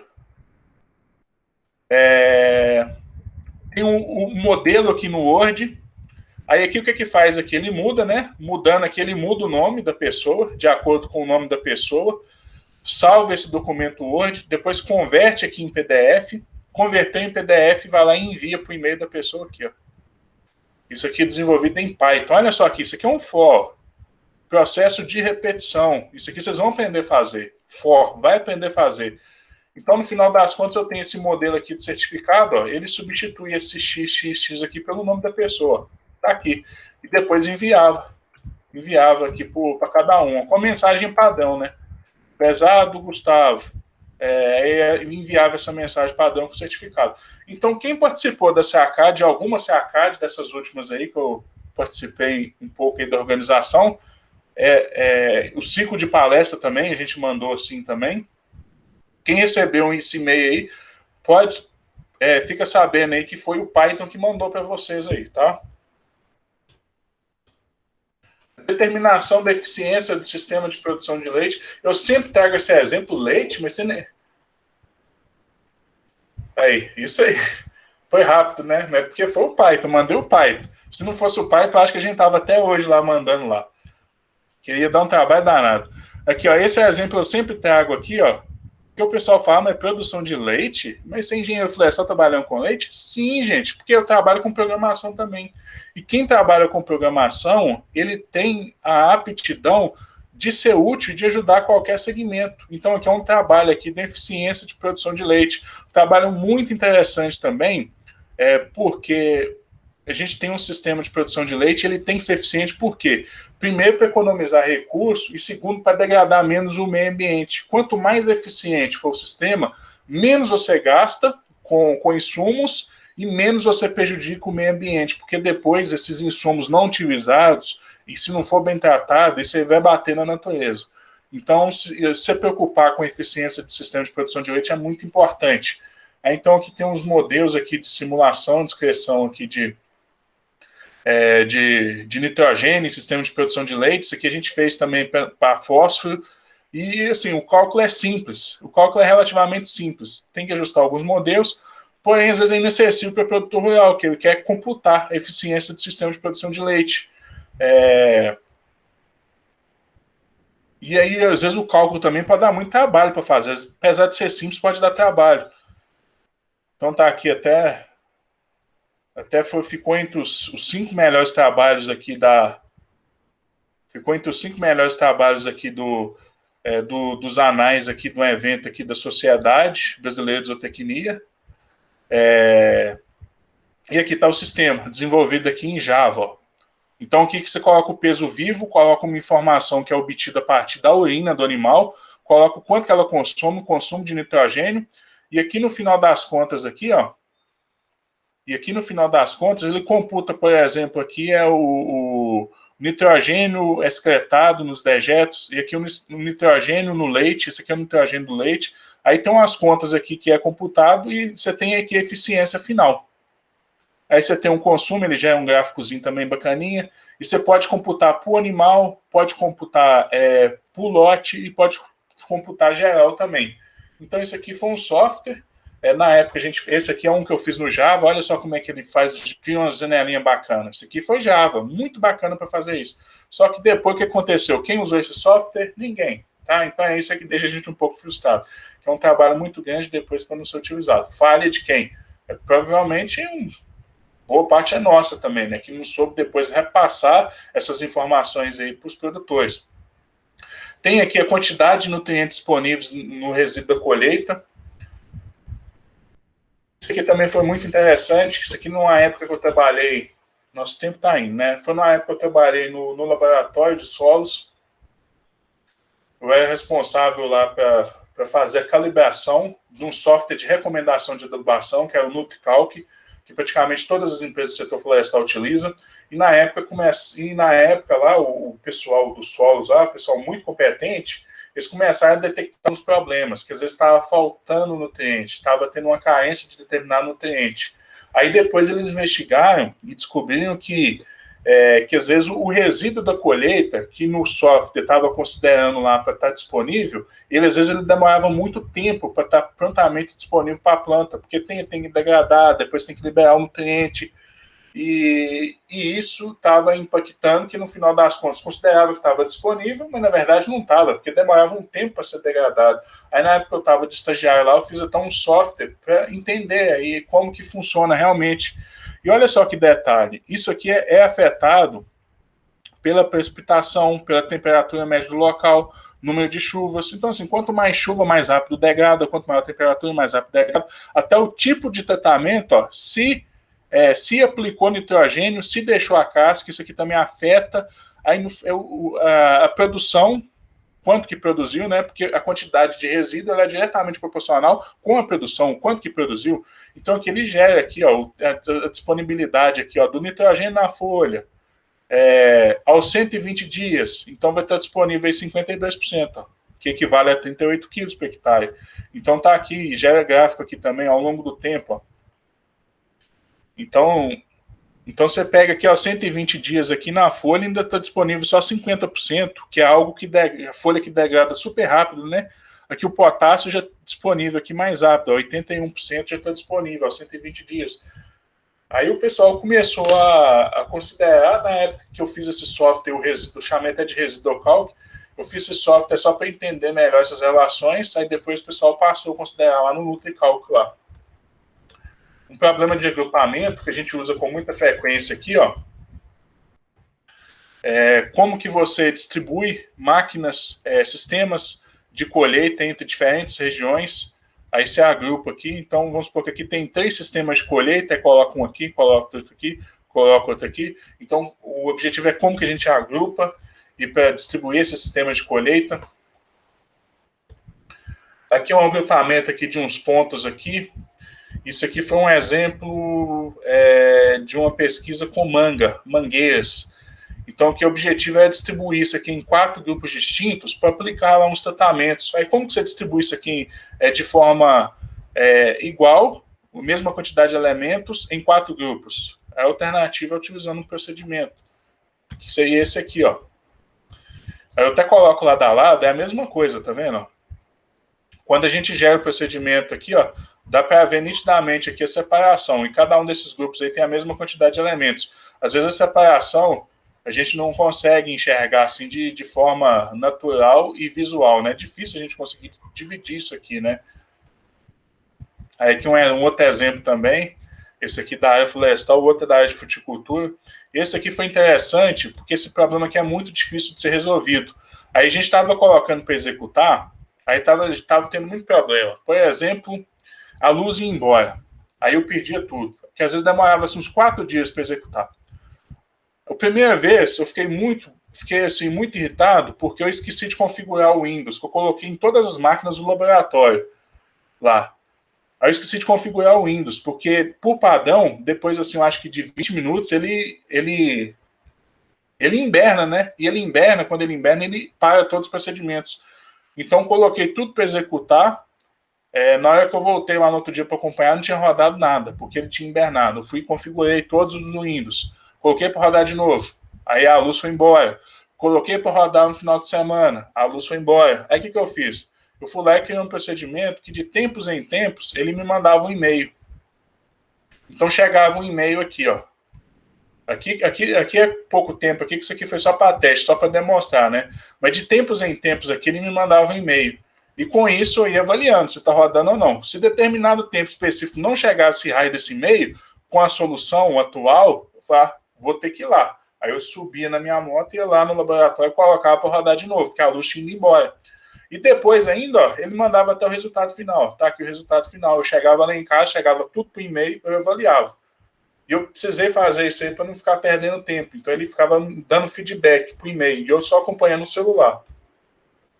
Aí tá aqui o resultado aqui, ó, o resultado aqui por e-mail chegando aqui para mim. Ecologia de paisagem. Eu queria explicar assim, em detalhe cada um desses procedimentos, mas assim, a ecologia da paisagem é muito importante e tem diversas formas da gente avaliar uma paisagem via ecologia. Uma delas é utilizando um procedimento quantitativo, que são as métricas de paisagem. O que são essas métricas de paisagem? São diversos valores quantitativos que dá para a gente ter uma noção da qualidade ecológica da paisagem. Uma coisa que a gente associa muito é a biodiversidade. Então, tem algumas métricas dessas paisagens que a gente associa com biodiversidade, como, por exemplo, quanto maior o tamanho do fragmento, você tem um menor efeito de borda, você tem uma maior quantidade ali de indivíduos, espécies, então você tende a ter uma maior biodiversidade. Quanto mais circular for o fragmento também, você tem menor efeito de borda, você tem uma maior quantidade de espécies e você tem provavelmente uma maior biodiversidade. Isso aí é usado para muita coisa, como, por exemplo, construção de corredor ecológico, identificação de matriz para coleta de semente, avaliação mesmo assim, da qualidade da paisagem. Aí na época ainda tem, né? 2 softwares aqui, ó, que é o Fragstat e o Relate, só que a gente precisava fazer isso aqui para a zona da mata toda. Eram mais de 60 mil fragmentos. Esses softwares aqui não deu conta de rodar, não. Nenhum dos dois deu conta. O que a gente fez na época? Combinando aqui essas duas bibliotecas aqui, ó, NumPy em Pandas, a gente foi lá e computou todos esses índices aqui em tempo praticamente recorde. Então tá aí as métricas da paisagem aí com um índice aí de potencial de coleta da semente. Olha só esse fragmento gigantesco aqui, ó. Fragmento considerado bom para coleta de semente. Provavelmente aqui eu tenho uma biodiversidade muito grande. Olha só aqui um fragmento aqui, ó. Fragmento pequeno.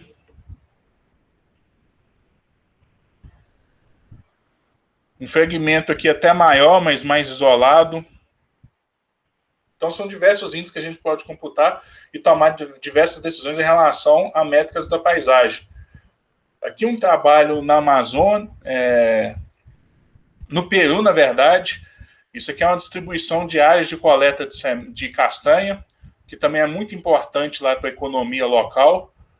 É ideal ter um trabalho como esse no Brasil também, mas isso aqui foi uma demanda que surgiu lá do pessoal do Peru lá, um trabalho da Monique Lopes, e a gente distribuiu aqui, ó, distribuiu tanto em número de castanhas, quanto, tá vendo? Tudo igual, quantidade de castanhas, de árvore de castanha, tudo igual, ou então considerando a produtividade.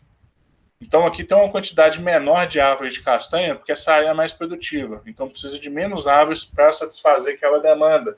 Então a distribuição de área de coleta de castanha, resolvendo também com o Python também, ó. Olha só, for aqui, ó, a gente vai aprender a fazer, tá? Processo de repetição. Aqui também tem para computar volume de carvão, pilha de carvão, que sendo computado aqui, ó, tá vendo? Volume aqui, ó, 94,33 metros cúbicos. Aqui, localização ótima de zonas de vegetação. Isso aqui tá associado lá com o projeto lá do Rio Doce também. Aqui é aquele mesmo princípio, não tem dinheiro para recuperar tudo. Então, aonde que a gente vem implantar a zona de vegetação, que é algo que é caro, mesmo sendo de regeneração natural, você tem que pelo menos cercar o local, então tem um custo associado a isso. Então, o ideal é se identificar nas paisagens aqueles locais onde é que a gente tem o máximo de benefício. Quando que a gente tem o máximo de benefício de zonas de vegetação? É aquele local onde você tem a capacidade de minimizar a erosão e minimizar a quantidade de sedimentos que são carreados por custo d'água. É esse o local onde é que a gente vai implantar a zona de vegetação. Então tá aqui, ó, identificado aqui, ó. Não coincidentemente, né, assim, o algoritmo nunca fez, ele nem conhece. Ele não conhece o código florestal, que a gente tem que preservar ao entorno da hidrografia. Isso aí está no Código Florestal desde 1966. O algoritmo nem sabia que essa lei existia. Mas, de acordo com os parâmetros fornecidos, ele julgou importante preservar aqui nessa região aqui, porque vai minimizar a quantidade de sedimento carregado no local. Essa aqui seria uma solução míope, é a solução sem considerar o todo. É uma solução simplesmente colocando naqueles locais onde é que tem maior potencial de erosão. Então, assim, funciona, mas não funciona tanto, sabe por quê?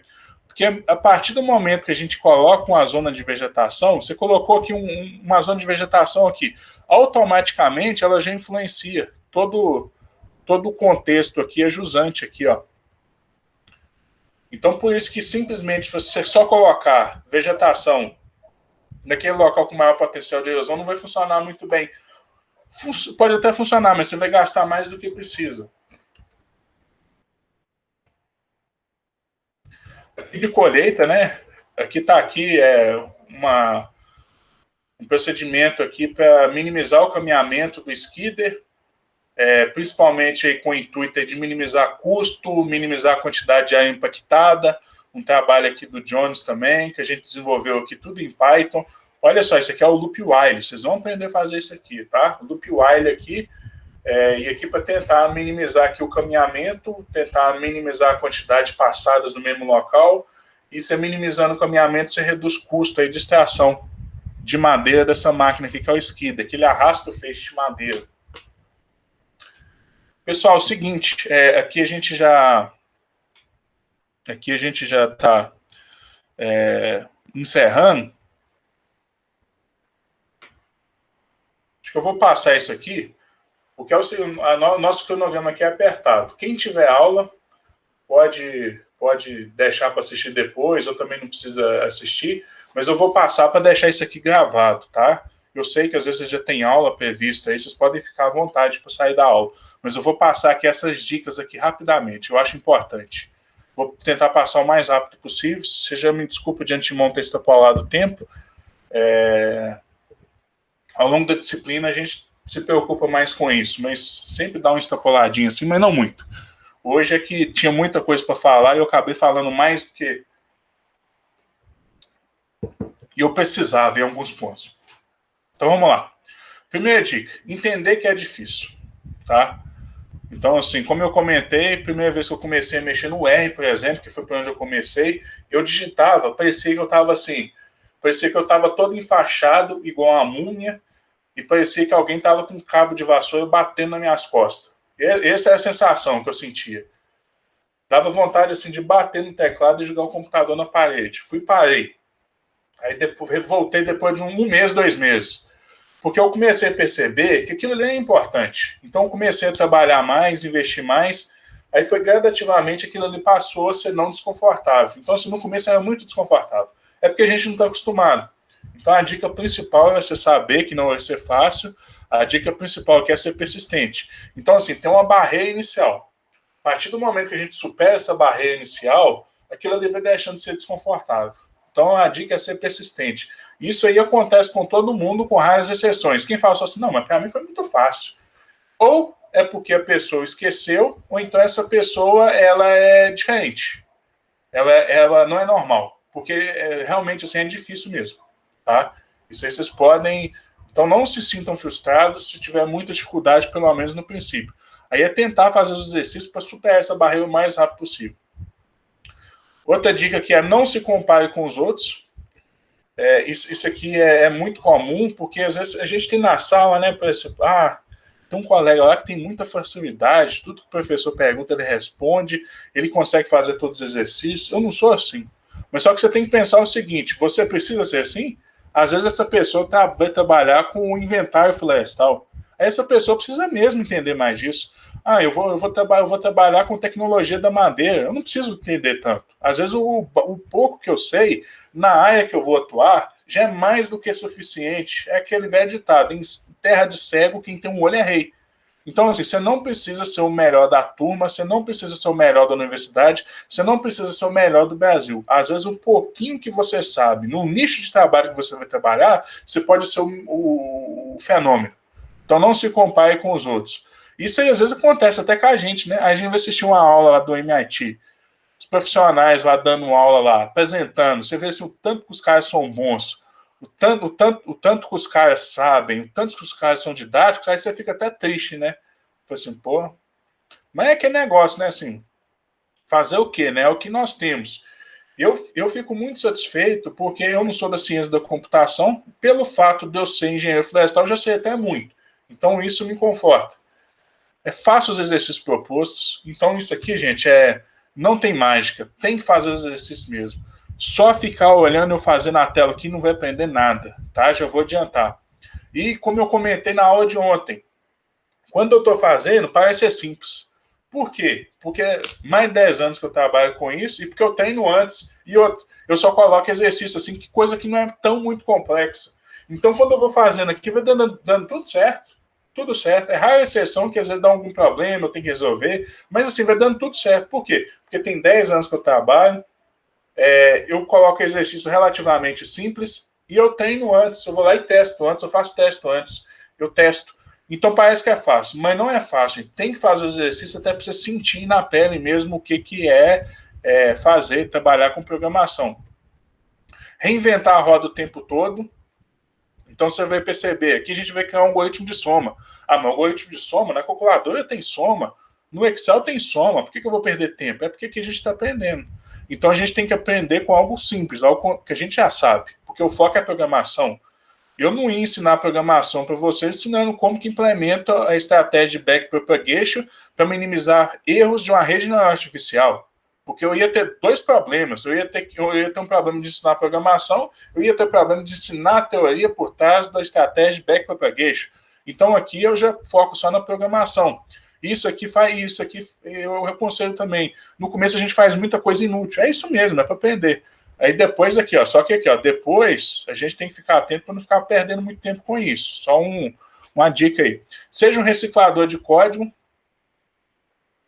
Então, no começo, você vai ficar refazendo tudo zero, mas a partir do momento que começar a entender mais, já pega pronto. Você encontra muita coisa na internet que você só tem que adaptar. Você não vai ficar também só copiando o código da internet, porque até mesmo é impossível. Você vai ter que colocar, você vai ter que fazer algumas modificações, mas já tem muita coisa pronta. E fique atento com relação a isso. Nunca subestime aqui os métodos manuais, porque quando a gente começa a aprender programação, a gente quer automatizar tudo, né? Mas às vezes é necessário simplesmente você chegar lá e fazer mesmo, faz por conta. É uma coisa que você vai fazer uma vez na vida, é uma coisa que você não vai precisar mais, e às vezes você vai gastar 2 dias implementando isso aí, sendo que você vai gastar meia hora fazendo manualmente, faz manualmente. Então nunca subestime os métodos manuais. Isso aqui eu comentei ontem também, né? Até com a dica que o Segato passou. Foque em um tutorial, livro, texto por vez, um curso por vez, porque senão a gente começa a virar colecionador de tutorial, livro e curso. A gente tem aqui tanto de coisa lá, a gente não concluiu nada, a gente não aprendeu nada, porque a gente simplesmente fica pulando de um curso, de um livro para o outro, quando ele chega naquele momento desconfortável. A gente tem que superar esse momento desconfortável. Então foca no material. Encerrou esse material, pula para outro. Foi assim que eu fiz. Peguei lá aquele livrinho do R, Entendendo R, um livrinho lá que deve estar em algum lugar. Aquele livrinho do R, eu fui lá e praticamente eu fui passando página por página e testando. Aí depois que eu fiz aquilo ali, eu já estava assim com conhecimento, fui pegando outro, e isso me ajudou demais. Faça perguntas certas, faça perguntas ao Google sempre que julgar necessário. Isso aí, às vezes, é muito comum. Isso acontece até no dia a dia. Você está com dúvida em alguma coisa, você fica com a dúvida. Pergunta na internet lá, pô. E você vai ter 1 milhão de pessoas lá que vai te responder e você julga lá aquela que você achar que é mais correta. E isso aqui, fazer pergunta para o Google, eu considero isso aqui como uma arte, principalmente em programação. Porque o que acontece quando a gente está começando? A gente precisa resolver um problema, né?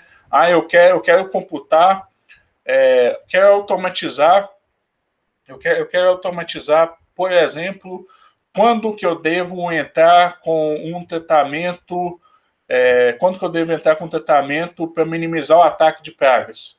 Aí você digitar automatização para tratamento, para identificar o momento ideal para tratar pragas, para eliminar pragas. Você não vai achar nada. O que é o ideal? Você ter um problema que é grande, você divide ele em diversas partes. Aí você consulta na internet cada uma dessas partes. Então eu vou ter que ter um processo de decisão. Então eu vou ter que usar um condicional. Como que eu uso um condicional? Já sei usar um condicional. Agora eu vou precisar executar outra tarefa. Como que eu executo essa tarefa? Então a ideia é você ter um problema grande, divide ele em diversas partes, resolve cada uma dessas partes separadas, depois acha uma forma de juntar tudo. É assim que a gente faz pergunta para o Google, porque senão o Google tem resposta para tudo. Para tudo não, gente, mas o Google tem muita resposta.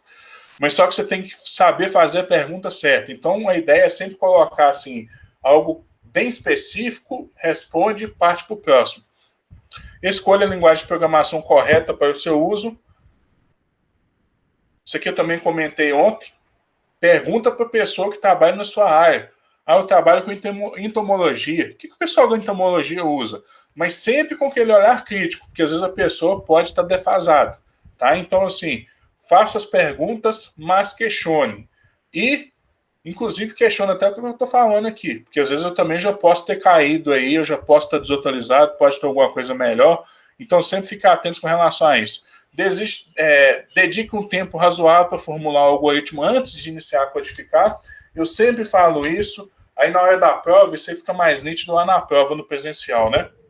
Eu falo antes da prova, aí pensa antes de começar a fazer, eu entrego a prova assim, o aluno já pega a prova e já começa. Já começa a digitar, fala assim, não, gente, pega uma folha de papel, tem uma folha de papel na prova, esboça previamente o que você está pensando para ver se vai dar certo. Não deu certo, tenta outra estratégia, mas antes de começar a codificar, pensa na estratégia que você vai adotar e você economiza um tempo danado. E eu falo isso também, às vezes eu caio nessa, viu? E dou com a cara na parede. Eu estou para resolver um problema, aí já vem, vou resolver isso aí. Aí na hora que eu vou ver, já fiz lá um tanto de coisa, chega à conclusão que não vai funcionar, perdi um tempo danado. Isso acontece comigo também. É porque a gente fica doido para começar. E também o Segato falando aí para evitar um monte de gambiarra, né? Isso aí, ideal é já começar com o mínimo de gambiarra possível, mas também é aquele negócio, viu? Assim, eu quero... Primeira coisa, tem que funcionar. Aí depois você pensa em ficar eficiente e ficar elegante. Elegante é um conceito muito usado na programação, que ele combina duas coisas. É ser eficiente, ou seja, executar com pouco recurso, executar rápido, e ser simples. Isso aí é uma coisa que eu gosto muito da programação, que ela beneficia muito a simplicidade. Tem alguns outros campos, não, né? Que quanto mais complexo, quanto mais pomposo, melhor. Na programação, não. Quanto mais simples, direto for, melhor. Isso aí até está relacionado com o conceito de elegância. Mas eu preocupo em resolver. É claro que ao longo do tempo você vai desenvolvendo boas práticas para evitar o mínimo de gambiarra possível. Mas eu quero chegar de voador e resolver logo. Se o meu código ficar elegante, aí eu fico mais satisfeito ainda, mas eu quero resolver. O foco sempre deve ser...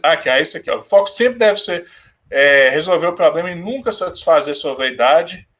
Então, assim, às vezes você está preocupado. Isso aqui não está legal, não está bacana, não está bonito. Pô, mas resolve o problema. Depois você preocupa em refatorar isso aí. Depois você preocupa em melhorar, preocupa em resolver logo. Depois, se não funcionar ou se não satisfazer, você vai melhorando. Que está relacionado com até essa frase aqui, ó, inicie do básico, que é uma frase aqui do Donald Knuth, que é como se fosse, é um dos pais aí da ciência da computação, que a otimização prematura é a raiz de todo mal. Então, assim, às vezes a pessoa, antes de resolver um problema, ela está preocupada com alguns aspectos que, às vezes, no final das contas, não vai ser nem importante. Não vai fazer diferença nenhuma. Então, assim, faça o básico primeiro, seja simples, resolva o problema. Se não funcionar, aí você tenta sofisticar cada vez mais a solução. Um exemplo, eu tenho que estimar o crescimento e produção. O que eu vou lá e começo? Pelo mais simples, uma regressão. Uma regressão linear, uma regressão não linear. Não funcionou? Aqui eu tenho as variáveis climáticas de solo que eu tenho que relacionar. Aí a regressão não funcionou. Aí eu vou tentar algo mais sofisticado, como, por exemplo, uma rede neural artificial. Mas primeiro eu vou tentar o mais simples. Se o mais simples não me atender, vou tentar algo mais sofisticado. E aqui se acostume a adotar boas práticas, que está relacionado aí com o que o Segato comentou, né? Assim, você vai tentar resolver, mas ao longo do tempo também você vai se policiando para adotar assim, boas práticas, para desenvolver assim, bons algoritmos. Porque senão você vai ficar aquele gambiarreiro pro resto da vida. Então, assim, preocupe em resolver, ao mesmo tempo você tenta adotar assim, boas práticas para não ficar aquela coisa muito bagunçada, muito gambiarrada. Então, isso é naturalmente, mas aí é aquele negócio, o que vem primeiro, o ovo ou o galinho? Eu acho que primeiro você tem que tentar resolver. Aí, ao longo do tempo, você vai tentando aperfeiçoar. Ah, isso aqui funciona. A próxima vez que você for resolver um problema semelhante, aí você já vai adotar essa estratégia. Então, aqui está algumas dicas, gente, mas aqui acho que a principal de todas, que eu coloquei no início ali, é entender que vai ser difícil, tá? Aqui para a disciplina aqui, essa aqui é importantíssimo entender que vai ser difícil. Essa aqui também, ó, fundamental, essencial. Então, essa aqui é uma dica no campo aí da subjetividade, né? No campo da subjetividade. Então, uma dica assim, uma dica mais filosófica, e essa aqui uma dica mais prática, tá? Foca nessas duas aí, que provavelmente vocês vão ter um bom desempenho na disciplina. E lembrando, gente, que eu já sei que, assim, costuma ser chato, cansativo, e às vezes o que é o maior dificultador do aluno da graduação? Isso eu me colocando, porque eu me lembro muito da época. Às vezes você não consegue enxergar uma aplicação para aquilo, isso é muito complicado. Porque se você não consegue enxergar que aquilo vai ser útil para você, até intuitivamente você já foca menos naquilo. Então você tem que ficar se policiando o tempo todo. Ó, eu tenho que aprender isso aqui, porque eu tenho que passar na disciplina, eu tenho que aprender isso aqui, porque eu acho que vai ser útil, eu tenho que entender isso aqui, porque o professor falou que pode ser importante, então a gente tem que ficar se policiando o tempo todo. Então é ser persistente, uma dica mais filosófica aí, e faça os exercícios propostos, ou pelo menos tente fazer. Uma dica mais prática para ter uma boa passagem aqui para a disciplina e ter um bom conhecimento. Isso aí, gente, eu escuto relatos, tá? Isso aí a gente está ouvindo.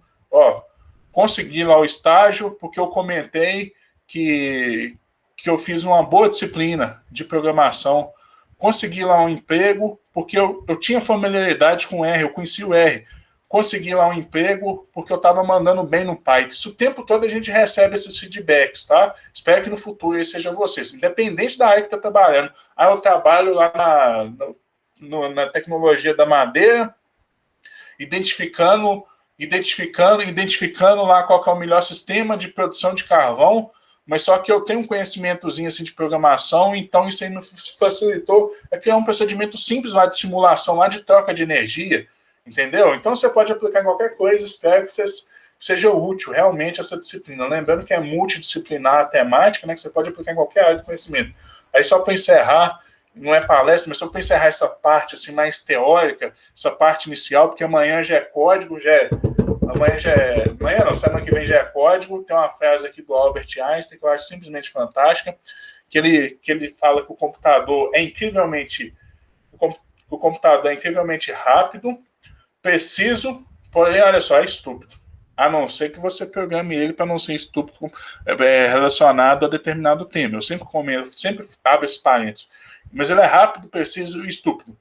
E o ser humano é lento, impreciso, mas só que por outro lado aqui, ó, ele é brilhante, tá?